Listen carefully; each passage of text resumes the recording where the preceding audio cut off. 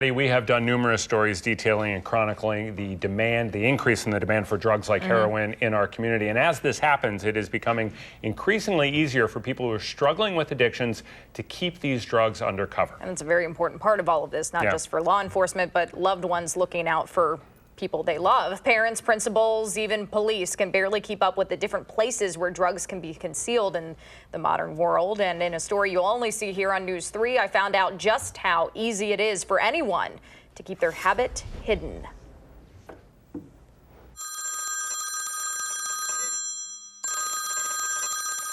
You wake up and you're like dying because you need to have that. Like your body is like shutting down without it. And so begins a daily game of seek and hide. It's not the life I wanted, so it's not something I'm going to be proud of. This former addict asked us to hide his identity. His boss and coworkers don't know he used to use heroin. I never would have done that, but look where I am now, you know. He couldn't hide from it either. In September, someone passed him a needle. He woke up in the hospital. You can't really hide it. That doesn't mean he didn't try. In his car, in ceiling tiles. You go to the bottom drawer and you pull out that drawer and then put your stuff in there and then put the drawer back in. Out of sight, out of mind. The longer you're unnoticed, the longer you can keep using. People are getting smarter and getting more knowledgeable on how to hide drugs from us. Sounds real. Detective Paul Duman is part of Sauk County's drug task force. When they can hide smaller amounts in smaller vessels or safes, it's harder for us to, find it. Arizona sweet tea with like a 6-pack of cans lined up in a refrigerator door. It's at a Morton salt container, like tire seal, that type of stuff. Why is there a WD-40 can in my son's drawer? Why is there a permanent marker, whatever, located somewhere else in a small vial? As smaller doses are more cleverly concealed, drug-related search warrants have changed dramatically for Duman and his team. So we're twisting caps and turning stuff and shaking stuff and making sure it feels right, looks right. We search absolutely everything. Most of the cans come apart on the top. We've done many search warrants, and you're thinking, oh, we must have missed stuff.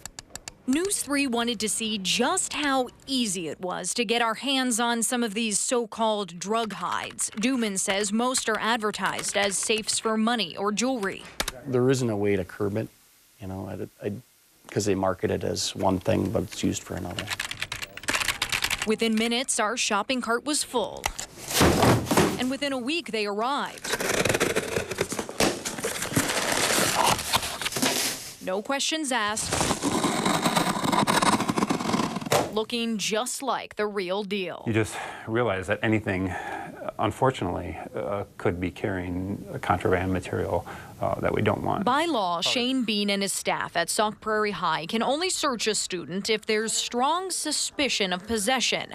Lockers are fair game since they're school property, but even then, things are hidden. One student buried weed in a mountain of paper balls. Others have tried making paraphernalia in art or shop classes. Staff have even found illegal substances in cars parked in student lots.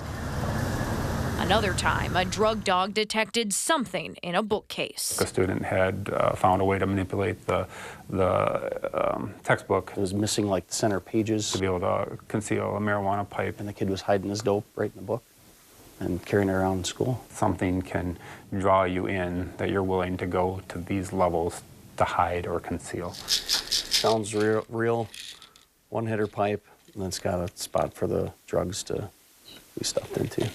They couldn't believe that there were so many different varieties of items. Duman tries to get these hides in front of teachers and parents as much as possible. If they have a suspicion, it's probably, that gut feeling is probably right on. You just have to keep your eyes open and watch for certain things that aren't adding up. And the longer these hides work, the more those struggling talking around it isn't going to fix it. Will seek them out. It's just going to make your life worse and theirs too.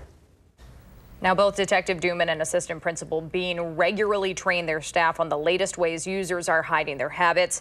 Bean says teachers are now taught to identify students who may be under the influence since it's become so difficult to track down these substances on campus. I thought it was interesting how the detective talked also about this idea of, why would there be a can of WD-40 in my kids? So it's basically just paying attention. Right. And you got to be there. You got to be present and understand what's going on with your kids. You got to be there, and I think it's seeing things that are out of place and recognizing that they're out of place. But I think a lot of folks that use these too are making sure they're in the right place. That's the scary part is, correct. I mean, like the iced tea can that you had too, I mean, like this guy. Yeah. I mean, they found a 6-pack of these just lined up in a fridge, like any other fridge. Which would not be out of place. Yeah, and this one's filled with plaster to kind of make it feel the same weight as the can would be. So, and the other interesting thing that parents should understand is the rights of schools in searching for these. They cannot search a student unless there is a strong reason. And which there's is a legitimate reason for that. I mean, obviously privacy, constitutional privacy. Course.